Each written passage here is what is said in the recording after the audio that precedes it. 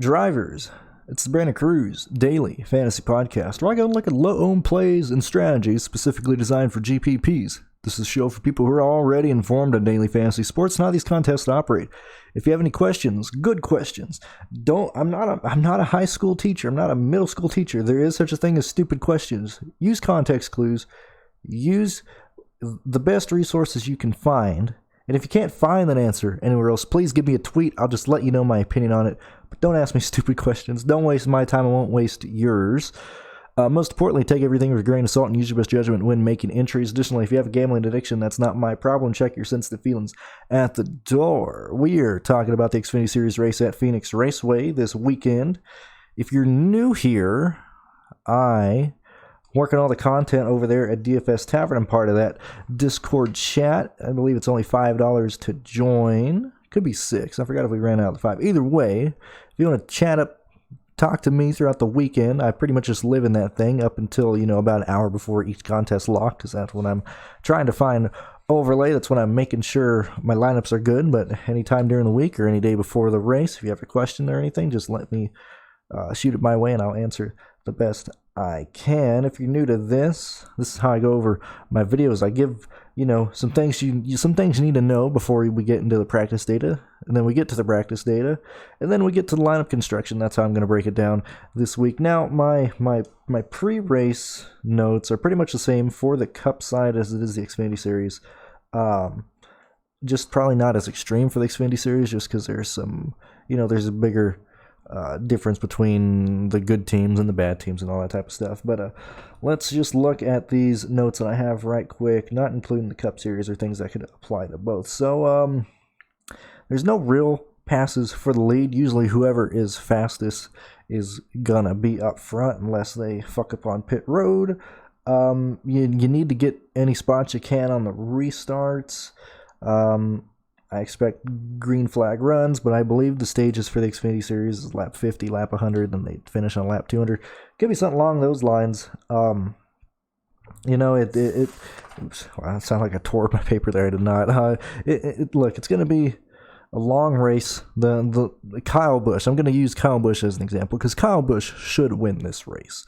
Kyle should very easily be able to pull away from the field unless something is wrong with his car. He should just lead all the way up until the stage ends. As long as he doesn't lose any position on pit road, he should maintain that position, and everything else is going to fall in line. Now let's get to the actual practice data. This is where I'll go on my rants. This is where I'll talk about guys that I like or don't like. So entering the practices, the teams only had one set of tires for this weekend. Unless you were a rookie, then you had two sets of tires. So I'll focus on that first. So these tires are going to have multiple heat cycles on them. If you don't know what that is, because I don't know who is familiar with this type of stuff. I don't know who isn't. Either way, we're gonna discuss all this type of stuff. Hopefully, I get this thing done in 25 minutes. Anyway, so the tires have tire cycles. So you get a sticker tire, legit from the factory, from Goodyear, with a sticker on it. You slap it on the car.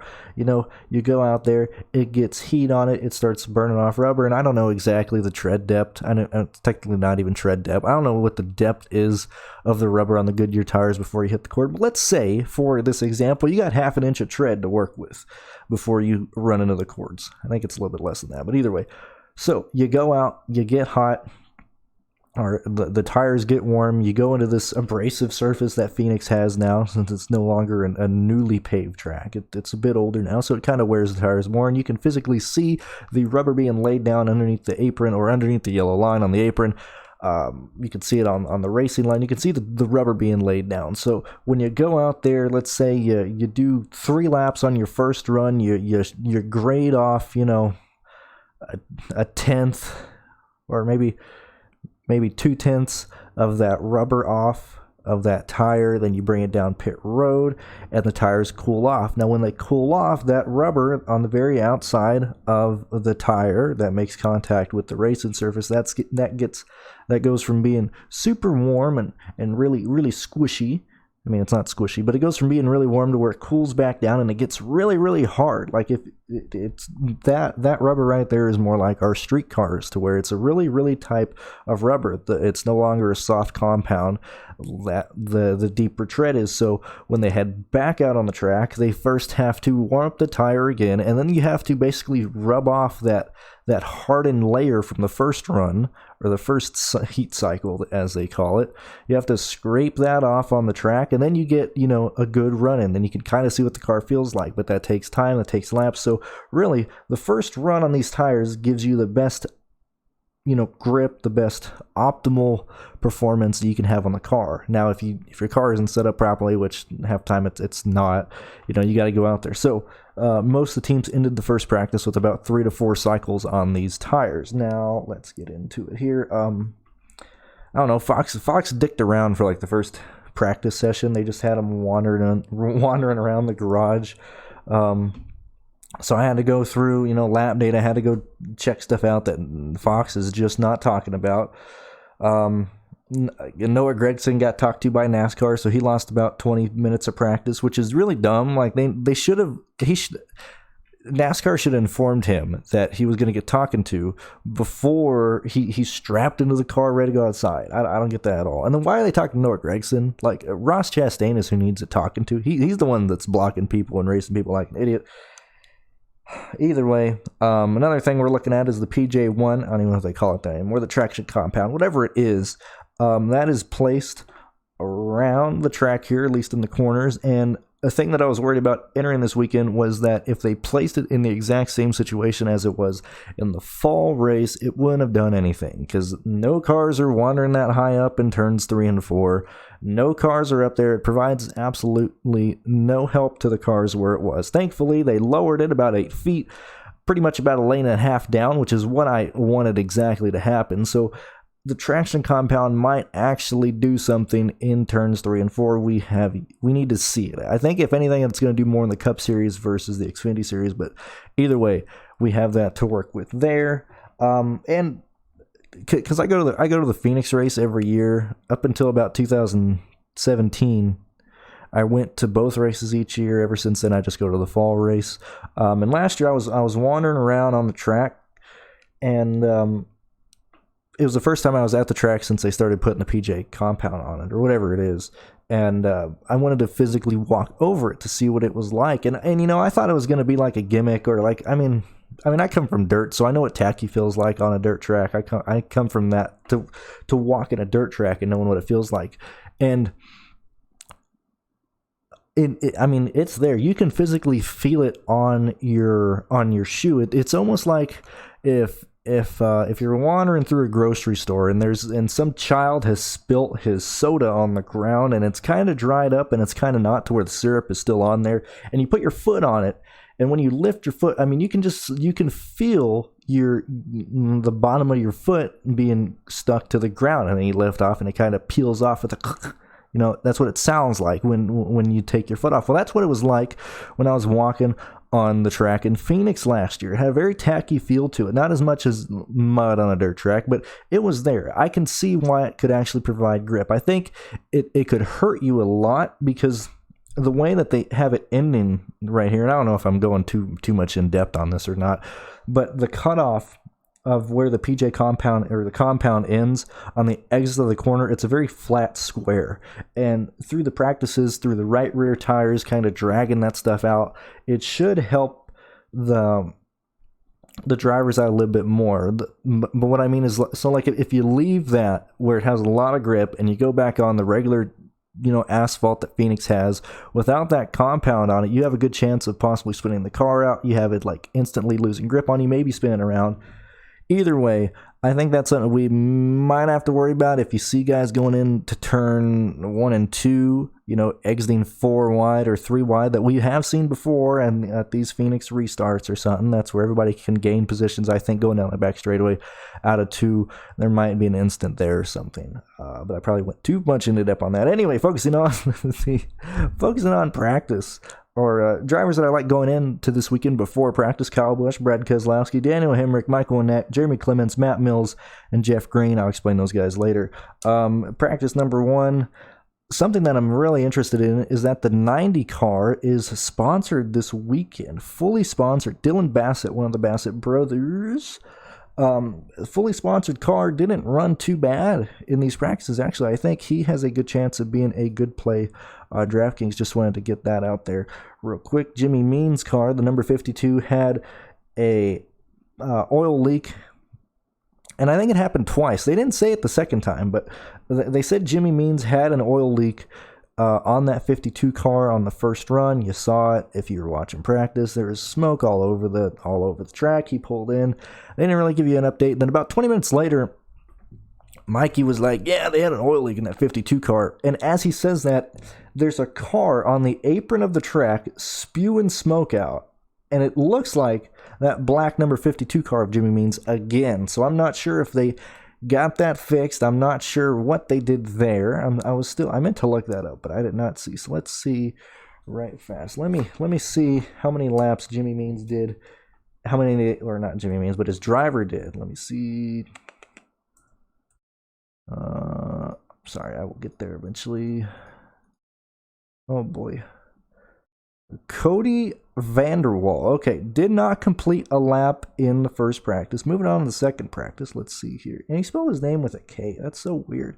He ran 15 laps second practice. Probably going to be all right. Slow as shit, but, at least that shows that they got that taken care of. Now, moving on to a guy that actually matters. Kyle Busch should win this race. I honestly believe Kyle Busch should just dominate this race. I have no worries about him not winning this race. Look, they did one thing with Kyle Busch that I thought was really nice, is that they actually took his audio from what he was talking about the car doing, which I wish they would do for way more people. You could educate far more fans doing that. But he was basically saying the left front of the car was down. He had no front turn, no feeling of the car. So what that tells me, and I'm paraphrasing here, I wrote it down in a paraphrase. He talked way more about it. But basically what that was saying to me is, in the first practice, he was dealing with a car that was just kind of pushing into the corners. Not really super tight, but when you can't feel the front of the car, you can't really feel that resistance in the front tires or whatnot. You're not exactly loose. It just doesn't, you don't have any, the car doesn't really react to what you're doing to the vehicle. You could be turning hard left and it doesn't really feel like you're doing anything. Kind of a tight condition. The left front of that car being down, that means the weight is being distributed, at least from what it was in the first practice, down in his left front, which I'm not too concerned of. I wanted to see how they addressed that in the second practice, which they did. Let me see. And when Kyle Busch said that he was ninth fastest on the track out of a total of 32 cars who had been out there at that time. Moving on to practice number 2, leaving practice 1, I was like, all right, Kyle Busch, Justin Allgaier, Harrison Burton are probably going to be the guys to beat entering practice 2. That's how I'm thinking the weekend's going to go. Now, at this point, like I said, most teams were on their third or fourth heat cycle entering this practice, so you're probably going to see faster times if you look at the practice data. Fastest times are probably going to be in the first practice, but I would pay more attention to where people are lining up speed-wise in practice number 2. For example, practice number 1, the fastest car on the track overall was Ross Chastain. Move on to practice number 2 was Kyle Busch. Practice number 1, 5-lap averages, that would belong to Ross Chastain. Practice number 2, 5-lap averages, that would belong to, if I can get it to go, that belongs to Kyle Busch and Justin Allgaier. That means Ross Chastain, after his car had heats, or after his tires had heat cycles, had time ran on the car, that means Ross Chastain fell down in the speed charts. I'm not too big on Ross Chastain, but in this situation, that's just showing that he's slower on older tires, which is more important here because it's probably going to be green throughout the race. Some guys that were using third gear, they had no proof about it. I don't know, like if they were looking at the wrong monitor in practice, but Alex and Mikey were like, well, sometimes these guys use third gear. Let's ride on with Ross Chastain and see if he uses third gear. While Ross Chastain is flying down the front straightaway, full throttle in the middle, Mikey's like, okay, he moved his hand. He's gonna go down to third. Yeah, Mikey, come on. Yeah, he's gonna drop a gear when he's full throttle going 160 into turn 1. Like, either way, I'm not concerned if some dude is shifting. I'm not concerned if some dude is not. Moving on to Kyle Busch. Let's see. Oh yeah, this is another thing they were talking about on the practice. They're like, oh, the left front of some of these Goodyear tires are just being rubbed off. People are probably rubbing tires or whatnot. What I think it is the teams are running a low tire pressure in the left front tire.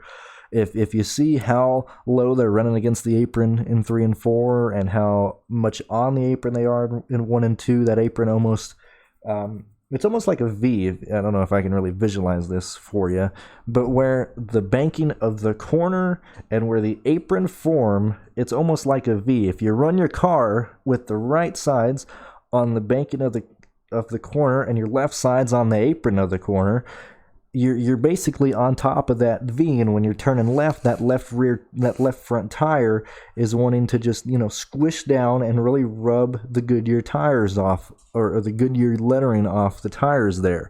Nobody blew a tire in practice. They're running the same tires throughout both practice sessions. I'm not too concerned about that. I actually wanted to see that. Daniel Hemrick was another car that had that going on, along with Michael Annett. That doesn't concern me at all. If anything, that kind of bumps them up on how I like about him. Now, moving on to Kyle Busch. Like I said in the beginning of the practice number 1, he was saying he couldn't really feel the car. In practice number 2, he confirmed that he was loose in, tight center, loose off, which is pretty easy for them to fix there. And he was the fastest car when he was saying that. I'm not at all concerned about Kyle Busch. The only way Kyle Busch does not win this race is a mechanical failure, or if something happens on pit road, or if it's just a caution-filled race. But he does have the best car, should easily win. And after watching thousands of laps of Kyle Busch in person at that track, he just runs it differently. He is him and Kevin Harvick just run this track, and you can visibly see it. If you've ever been there, you can just see that they're way faster. This suits their driving styles. I know Harvick isn't there for this week, but so Kyle Busch, he should very, very easily win this race. Moving on to final practice data, probably going on and looking at 10-lap averages here. So you see Justin Allgaier first in this, Kyle Busch second, Austin Cindric, Daniel Hemrick, and Harrison Burton fifth. Hey, that's the guys that I liked from the first practice. That's some of the guys I liked going in. I like what they're showing. It should be those guys at the front of the field. A couple guys did a 15-lap and a 20-lap. I would really only start looking at that when I would look at all these lap times, but I'm not going to talk about it in this podcast here. You can look at that on your own time. On a 10-lap average, let's continue going on down the field for some of the guys who didn't run this. Josh Williams in the 92 car. I could have swore they said Josh Williams was spotting for Austin Cindric. I could be wrong. I could have swore I heard that. Anyway, Brandon Brown, he was 14th fastest, 10-lap averages. Matt Snyder, yet again, showing good speed and everything in the RCR 21 car. He was 12th. Brett Moffitt, 11th fastest on 10-lap averages. Now, the punts that I really want to focus on is if you look at practice number 1 and you just start going down and seeing who did laps and everything, you'll see, hey, actually, let me make sure before I save this, because I just actually closed the tab.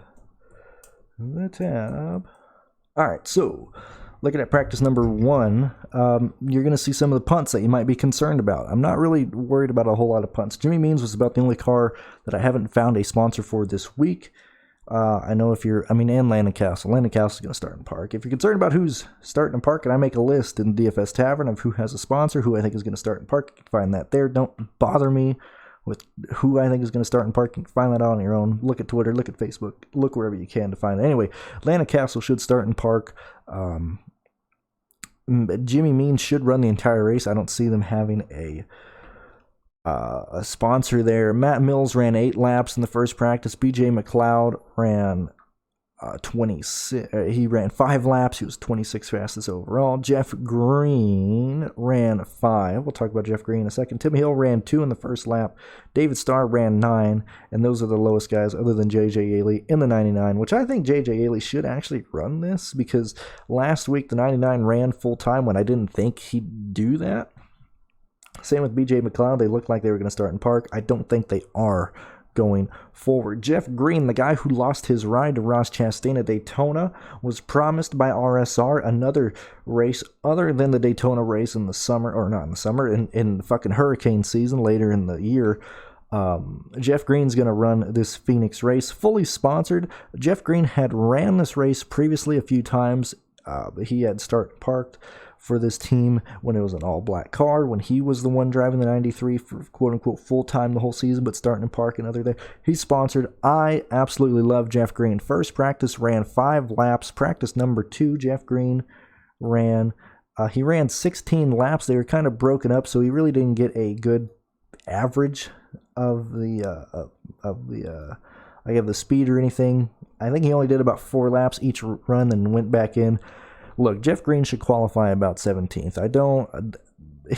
Honestly, I don't care if he starts 11th. I'm playing Jeff Green, and we'll get into that when I talk about lineup construction in just a few moments. Other punts that I don't mind.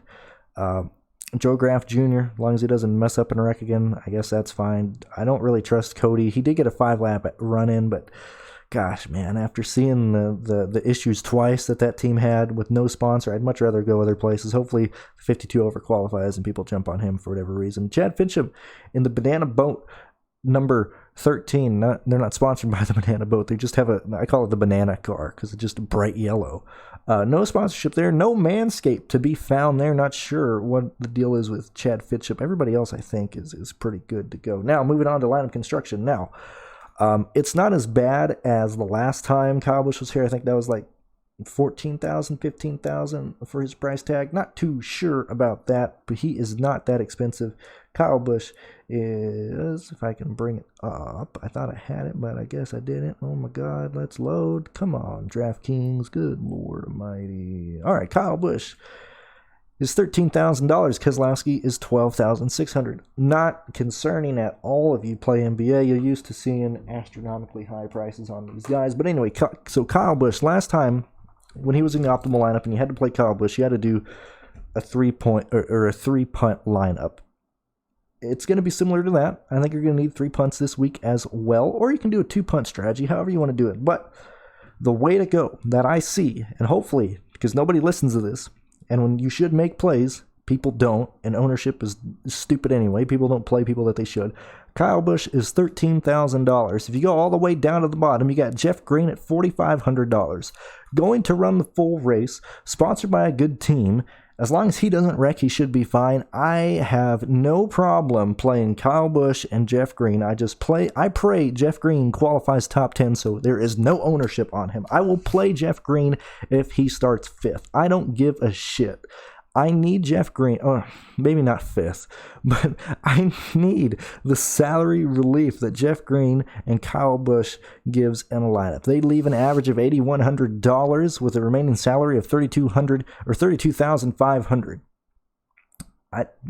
Look, that's how it's going to go. A vast majority of my lineups are going to be Kyle Busch, Jeff Green, and then moving on to other players. You got $8,000 left. You can basically play whoever you want playing Kyle Busch and Jeff Green. Now, if you don't want to play Jeff Green, you can go other places. I mean, you could play BJ McLeod at $5,200. You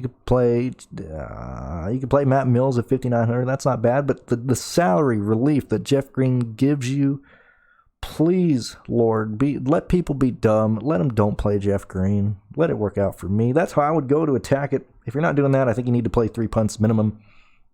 You could go contrarian and just fade Kyle Busch. The only way that's going to work is if he doesn't really lead any laps or if he gets wrecked or something like that. But if Kyle Busch starts first, he should win this race. I think that's the way to really go about it in this race. I don't think there's anything else I really need to talk about. I think I talked about everything I wanted to. Like I said, if you got any questions, tweet at me. If you got any questions and you're in the Discord chat, I'll be here to answer tonight. After qualifying, I make a heat map. I literally color coordinate every single driver about what they can do, whether it's a cash play, whether they're dominators. I match it all together. I tell you how many of each color to play.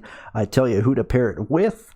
I mean, it's idiot proof. It's worked out so easy. It's worked out great this year. That's why I don't like a lot of questions after that, because that stupid heat map should answer everything you have. I mean, We've been successful doing that.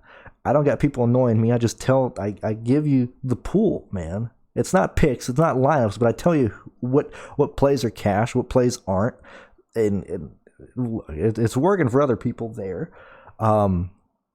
If you'd like to use the spreadsheet that I use, if you want to see what I'm using, if you want to see what I'm using to make my lineups, you can go to racefortheprize.com and download Pierce's, or not download, you got to pay for it. Yeah, this is one take. I'm not editing this. Oh, I got through 24 minutes of stats and I'm messing this up. Go to racefortheprize.com. You can get Pierce's sheet for the month of March. I believe it's $33 right now, or you can get it for a price for the whole year. However you want to do it, that's what I use, and it's worked for me. The weeks that I've used it in the past, and this past week it really worked out for me. I got no problems talking about Pierce's sheet. I'd highly suggest go there. If you don't want it, go pay an arm and a leg for somewhere else that doesn't have the amount of stats, the amount of info that Pierce puts into it. And if you don't want to pay for his stuff, you can go to dfstavern.com. You can see our sheet for the Cup Series only. We got them for MMA, we got them for PGA, we got all of that stuff. A lot of places to go, and I'd much rather use Pierce's sheet if you're going to use it for, all 3 races each weekend, just for a few races. Either way, do that. If you don't want to pay, DFS Tavern has a great sheet as well. Cup Series video will be out tomorrow. I think I covered everything I wanted to there. But yeah, just don't waste my time. I won't waste yours. If you got a question, shoot it my way. Just don't let it be a stupid question. Best of luck, and I will see you guys next time.